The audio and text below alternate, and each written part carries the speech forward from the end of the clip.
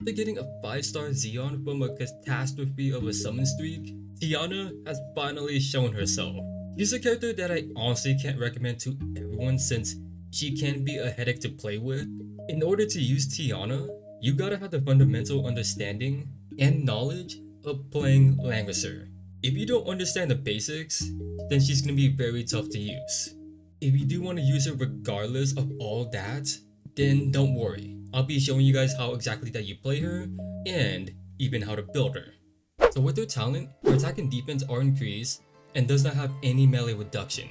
After taking action, she can choose a non-summon ally to grant Protect, which cannot be dispelled and ignores immunity. When an ally unit with Protect is within 3 blocks and performs a normal attack or is attacked, this unit will enter battle instead and can even perform a range attack. Both units gain a stat increase, and she herself will not die and will return to her HP before she died, and this revive effect has a cooldown. The command skill stat boost effect cannot stack with other command skill effects of the same type, which includes someone like Lanford. Her talent is one of the main reasons why she has such a specific awkward way of playing. She wants to stay around that one specific ally at all times. Well, at least most of the time at least, if you are able to use her at an effective way, due to her once giving her that extra mobility. Her specific way of playing even applies to her 3C, which we will get much into way later. Her Lancer class is more defensive, meanwhile her Assassin class is more offensive. Since they use different equips, she can expand more on that, such as Lancer being better armor and helmet for defense, and her Assassin class being able to use something like the Lurker's Bow for the extra range. So take your pick with whichever that you prefer. For the Mastery Stones, you want HP attack and defense for the armor. Headwear, same thing but you can do magic defense instead. Weapon accessory, HP attack and skill, or for the accessory, you can do defense instead. For the Arena Stones, either a defensive or an offensive set. I mainly went for the defensive set because with the way how Tiana is going to be playing exactly, I don't think she'll have a hard time killing people, since what she does is attack directly to the enemy hero. So because of that, this is why I went for a defensive set. If you want something balanced, then something I can come up with is HP attack, defensive magic defense, or either crit rate down. Then the last one will be either crit damage or crit rate. Her best soldiers include the Faceless for damage, Mass Maid 2, Wild Expedition to deal with flyers a lot better, who can be defensive under certain tiles. The World Protector are going to be amazing to defend against magic attacks. Oblight are somewhat of a mix. They can deal some good damage, but they really only have defense increase, so they're not going to be like as defensive. The Amazon Champion are going to be great in regular content since they can lower defense, so this allows your other team who are physical attackers to follow up. Her best weapon as a Lancer for damage includes Routing Light that boosts more damage for each block move, Ragnarok for fixed damage, Last Justice to lower attacking int, and Peacemaker to disable passive skill. For the bulk weapons, it'll be Thorn Garden for the HP and Sigil, which gives more defense that also does fixed damage based on it. As an assassin, you'll see lots of people use the Lurker's Bow for the extra range. If you move 3 or less blocks, you'll get the extra range when you are using a skill. You can also use the Crystal Stinger for more damage, the Impaler to lower defense, then the Hydra Bow to lower their damage. For the armor, as a Lancer, the Forbidden Battle Armor is always the best choice to lower both physical and magic damage in battle. Timeout is another to have a guaranteed magic damage reduction if in mixed forces. Then you have Bloodline to lower physical and Aeolus to lower range damage. I've seen a few instances of Arcane Battle Garb, which does fixed damage after battle, which is based on magic defense, in order to deal with revived enemies. And that's one of her main issues, is that she doesn't have soldiers who does that. So if you have this paired with the Thor's necklace, then maybe you can pull it off. The mirror armor can suffice if you don't have the better armor. As an assassin, obviously the last rides, then it goes down towards Azure Legend, then Demon Skin. For the helmet as a Lancer, you have Tear for damage, then for survivability will be Aeneas or Winged Twilight. It's quite new as it adds 8% of whatever defensive stat is higher to the other one that's lower in battle. As an assassin, you can use the Night Owl for more skill damage. For survivability, you got Flower to heal when your HP is below 50%, the Feather Crown which gives you a massive boost to defensive magic defense if the enemy HP is lower than yours, then the Snow Hat is your last best bet to increase defense in battle. For support, you have the King's Crown. With the accessory, only in her Lancer class, she can equip the Apex boots and wings for the mobility. If you care only about damage, then it'll be Judge, Slayers, and Prisoners. Some situational options include or the Bloodthirsty Nail to be immune to silence, Edge of Memories for the skill cooldown, then Shin Guard for the defense when being attacked. For bulk options, there's a Swordsmith Medal to be immune to silence and fixed damage, Overlord Badge to be immune to stats down and mobility down, Urashi Bond to be immune to stun, and mainly the passive disable since her 3C helps her kill things much more faster. There's also the Insidious Pendant to have more crit rate, which is only 5%. Some accessory that gives effect includes the Planet Spear, which is quite new. It gives 5% to attack an int, but it can disable the enemy accessory, or in regular content, it increases damage to enemies. So this just allows more damage, but in PvP, you can temporarily disable stuff like wings and butterfly. The butterfly is the only thing you gotta watch out for, because it does counter hits. Another one you might be surprised about is Thor's necklace. Now this one I'm just throwing out there cause I'm not entirely sure and I don't know if Tiana are actually doing this. And my reason for this is just like I said earlier with the armor. She does not have any soldiers that does fixed damage after battle like the Firebrand, which I feel like would be important for her because of revived enemies. So yeah, it kinda sucks for her due to how many there are. So having this with maybe something like the Arcane Battle Guard will hopefully solve this issue. And there should be a lot of people running the butterfly accessory, so you might not run into people using the Swords of Metal as often, I would say. Her best enchant will be Breeze, Full Moon, and Clock, mainly for her 3C since it's her only reliable kill skill you'll be carrying, plus it does have a high cooldown. Now the enchant stat that you want on her is going to be HP attack, then defense and magic defense. As long as you have tons of HP and attack, that's really all you need. Getting the third one will take a lot out of you, so it's generally not really worth it.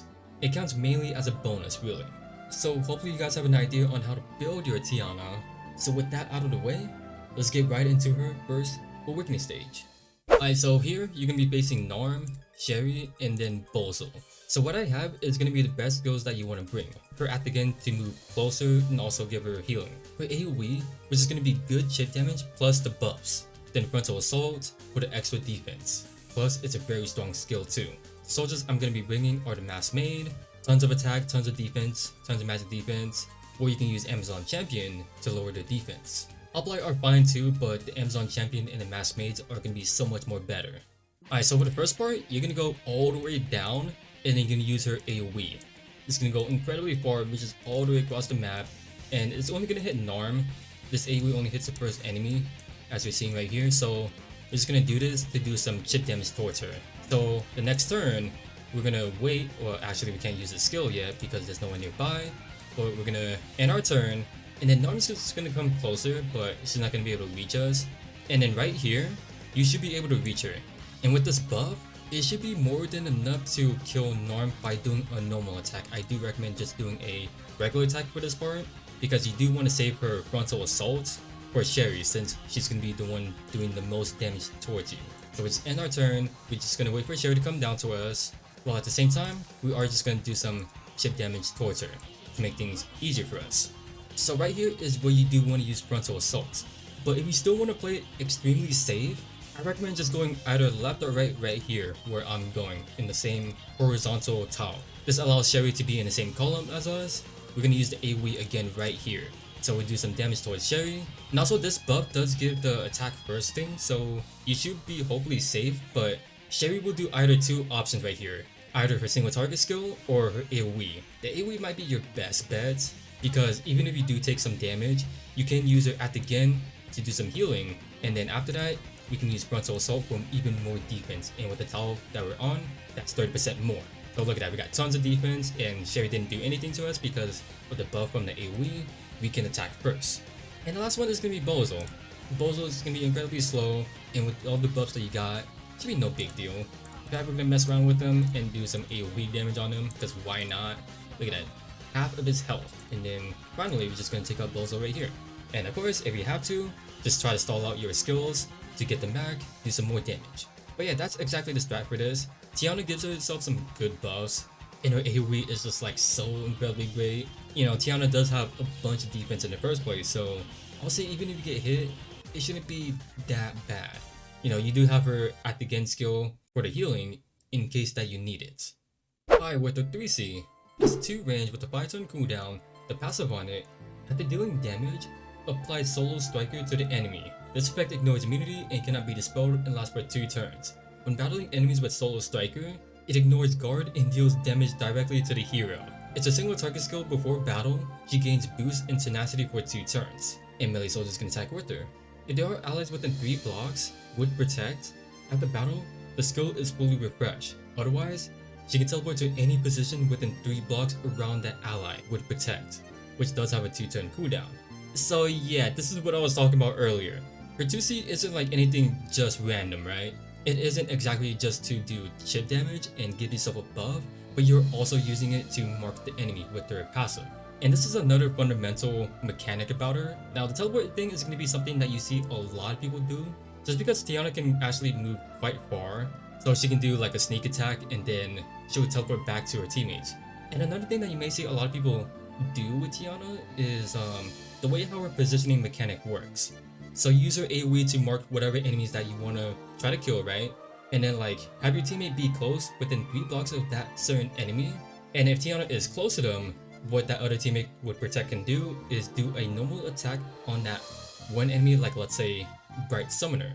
So if that teammate would protect, attacks Bright Summoner who has the Solo Striker mark, if Tiana is within 3 blocks, Tiana will attack for them and ignore guard. If that was kind of hard to understand, then just wait for the showcase if you're more of a visual learner. But yeah, basically the point I'm getting at is Tiana has great potential, but you need a great understanding on how she works and have basic knowledge of gameplay understanding.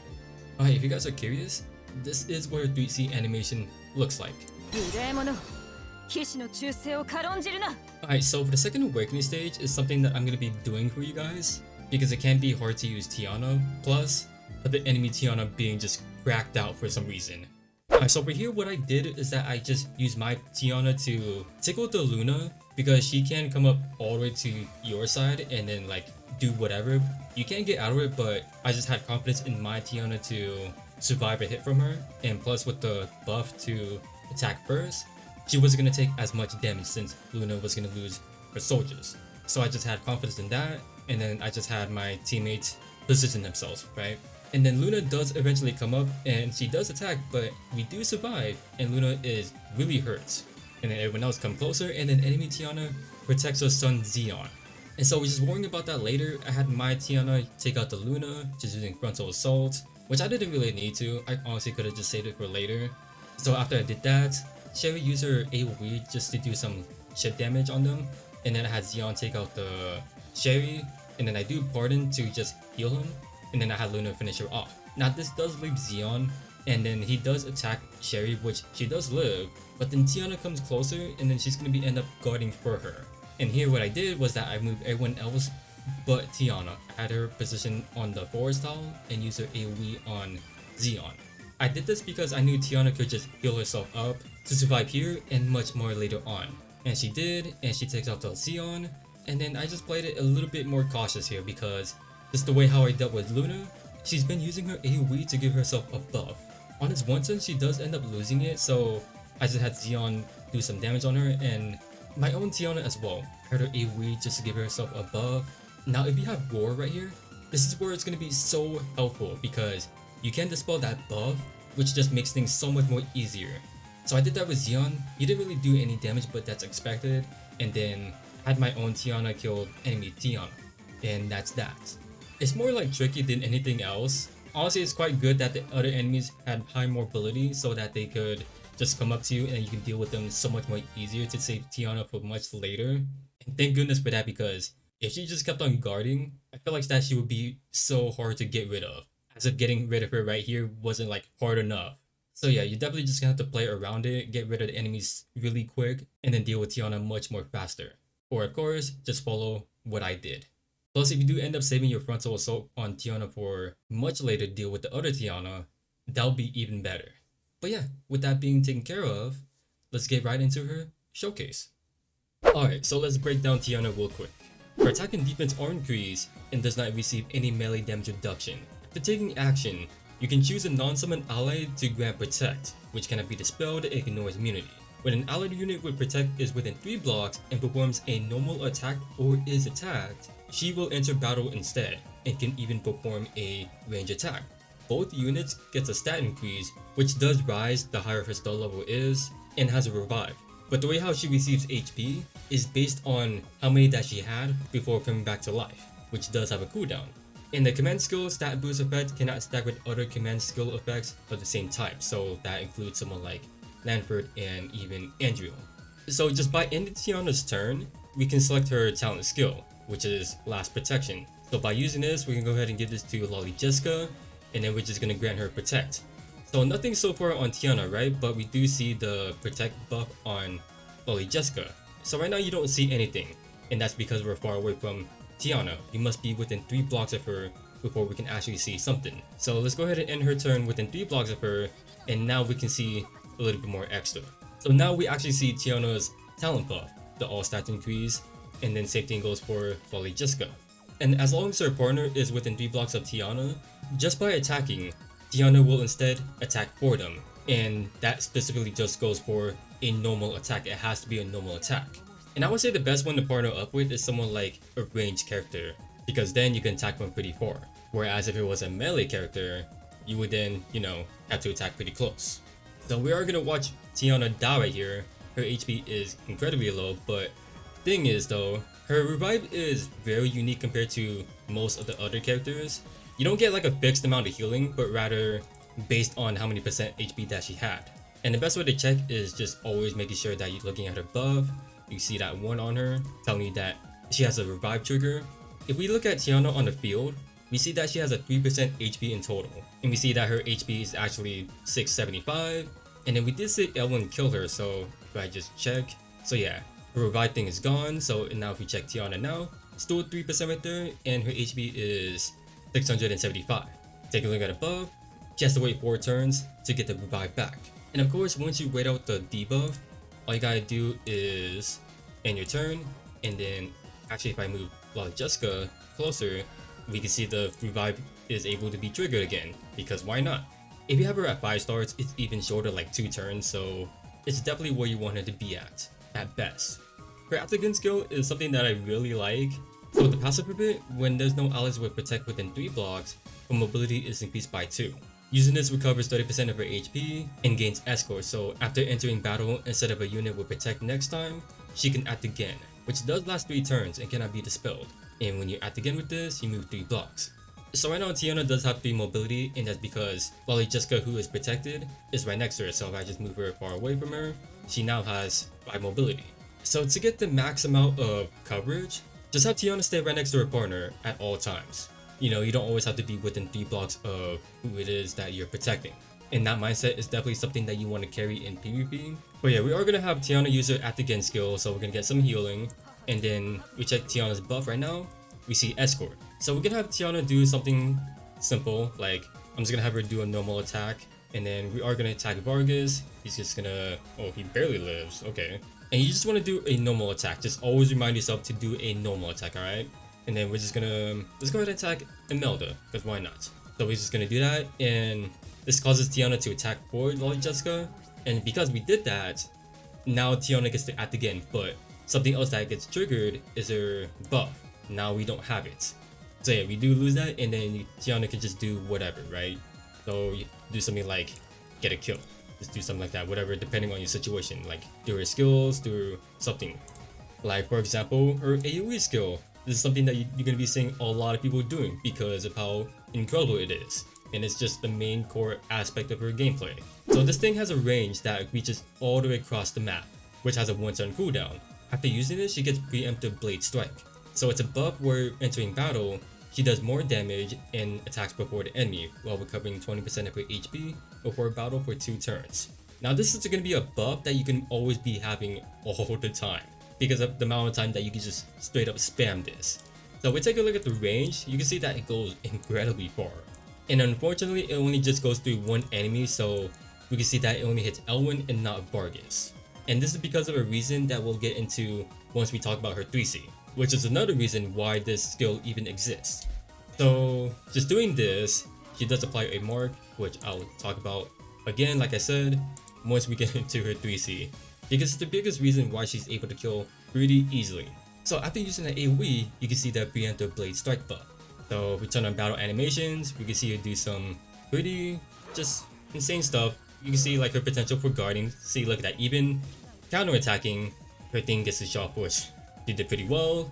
So yeah, she does a lot of damage. She gets to attack first. Pretty cool stuff, right? And you even saw the healing, which can be very clutch. So finally, here's her 3C, the biggest aspect of her gameplay. Her passive, after dealing damage, applies Solo Striker to the enemy. This effect ignores immunity, cannot be dispelled, and lasts for 2 turns. When battling enemies with Solo Striker, ignores guard and deals damage directly to the hero. It's a single target skill before battle. She gets boost and tenacity for 2 turns. Now those 2 are her 2 passive skills that she gets, and melee soldiers can attack with her. If there's allies with protect within 3 blocks, her 3C gets fully refreshed. Otherwise, she can teleport to any position within 3 blocks around the allied protect, which does have a 2-turn cooldown. So yeah, her AoE isn't just meant to give her a buff, but rather mainly apply this solo threat, this mark. Something that you always want to make sure that you always keep up. Not only can she get some good buffs and just be a little bit annoying, you'll get some positive outcomes. So let's go ahead and check out this 3C.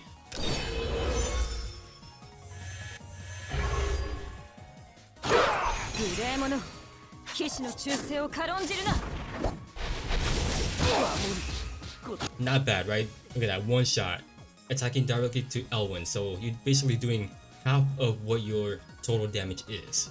I'm pretty sure that's how it works. So the 2 buffs that she gets is this, attack boost and tenacity, which are her passive skills, but if you guys don't know what they are, you can legit just see them right on her buffs list. You don't always have to use her 3C, but it is her strongest skill, her only reliable kill skill, so if you want to be really safe, you're definitely going to be using this. As long as the enemy has the Solo Striker debuff mark, you can even pull off the ignore guard effect by using a normal attack. So Vargas should normally be guarding, so even if I do a normal attack on Ellen right here with Lolly Jessica, with Tiana, she'll attack for her, and then we do still attack for Elwyn, and then we actually get to attack him, while still receiving the ignore guard benefit and dealing damage directly to him. This method is easy to forget, so just try to keep that in your head. And like I said before, having a ranged character as your partner is going to be really beneficial because you can attack pretty safe and far. Other stuff that I didn't mention are the skill cooldown, so as long as you're near your partner, she'll get the skill cooldown as you guys just saw, the clock sound effect. So if you just look at Tiana, so if we do look at her again, you can see that her 3C fully refreshed, which I would say is something that you don't really see often in PvP, more rather common in PvE if you decide to use it over there. More often than not, you'll see her attack far away from her partner, and that's because of the teleport effect, which is a very great hit and run skill. So we attack Ellen far away from Lolly Jessica, and then after that, we can teleport within 3 blocks of your allied partner. So in teleporting near her, we'll still have all the great benefits of staying near each other. Only downside to that is the high cooldown, which you may see a few people run clock on her for that exact reason. To get the max amount of effort using Tiana, I would just use her within very close to your protected partner, because you do want to make use of that incredible mobility that she gets. So the best way to use Tiana is just like use her AoE, just like I would say just like spam it, just to always make sure that you get her buffs. You know, it's pretty spammable, so just why not use it? You know, or you can just wait a little bit until like you mark the actual enemy that you really see more of a threat to kill, so you can do that. But Tiana can tank buff as well due to the dealing damage directly to the hero. I've seen a lot of times that she's able to do that, one-shotting like Lightbringer. So we're within 4 blocks of the protected partner, and we're doing this just so that Tiana gets her extra mobility from her passive, which covers a lot of ground. And in situations where if your partner is close to the enemy, something that you can do is just like have Tiana just moving with the at again skill, and this is going to be very important. And then we're just going to have Tiana like attack whatever, so we can only really attack Vargas right here. So let's go ahead and do that. We'll attack Vargas. We should be able to kill him thanks to the max made, because your soldiers can't attack with you. So we do that with the 3C because we get the skill cooldown. And then here we're going to have Lolly Jessica finish off the tank, but rather Lolly Jessica is going to be Tiana. And we do a normal attack because since we used the act again, Tiana herself will be able to act the next turn. And look at that, and then we can mark with their AoE. There we go. That's like, I would say, the best usage of her. Like one of the best usage of her. Another way is if you're trying to single target rush or something like that. And then we're just gonna have Tiana do a regular attack because I'm just gonna save my 3C because I have a plan. Let's say you have this plan, right? And then we're gonna have Lolly Jessica or literally anyone else who are pretty well synergized with her pop in. So we have Lolly Jessica do that, and then we're just gonna make sure that we keyword normal attack.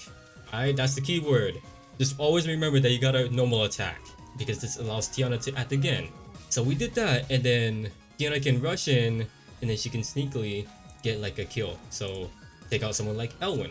Hopefully this kill because he is pretty tanky, but he didn't. But you guys get the point, right? The vision is right there. And Tiana herself is pretty sustainable. You know, sometimes you don't really have to worry about her, especially against like all these like physical attackers due to her defense. But I would say like magic attackers are the ones that you gotta sort of worry about. But yeah, you'll be surprised how well that she can guard her teammate. As long as you have this buff, the preemptive blade strike, this is gonna save you a lot more times than you would think.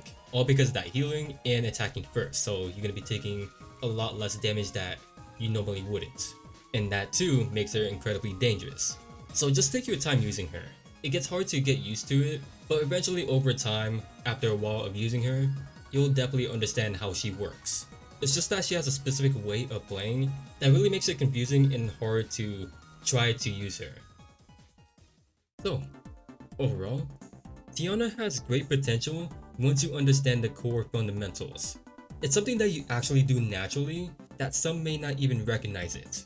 What I mean by that are the basic gameplay such as positioning, understanding how a character works, and what skills does what, stuff like that. Tiana is the prime example of that.